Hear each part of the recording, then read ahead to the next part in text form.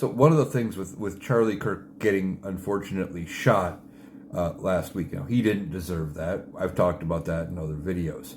But with all of that, the first response out of the right was civil war. They were going to get their revenge on the left for taking out Charlie Kirk and everything. And they've tamed that down some now that it comes out that the shooter potentially was either an independent or somebody on the right.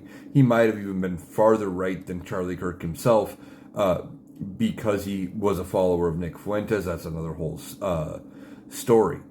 But why are they so quick to want violence? Well, I think this goes for a couple reasons. One, I think when Donald Trump won in 2016, he brought out the worst in people. We've seen that. He made it okay to come out and think the worst things about your fellow person, say the things that you would have normally had to keep quiet, especially after the civil rights movement.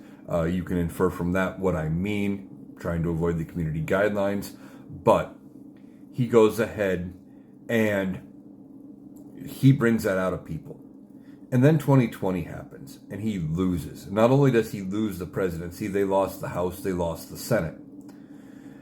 And they never accepted that he lost, of course, we know that. But they lost. And Donald Trump lost by a large amount. Joe Biden got more votes than anybody had ever gotten for president cumulatively.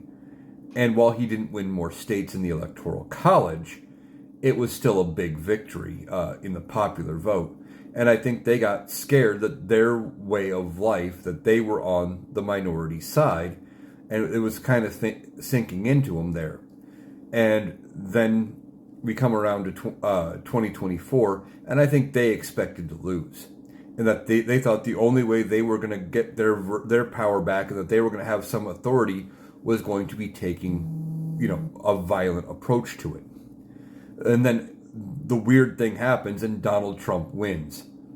Now, Donald Trump had been gearing him up for war. Remember, January 6th, he told him to go to the Capitol and fight like hell. He had been doing these things, getting them prepared to actually fight with that rhetoric.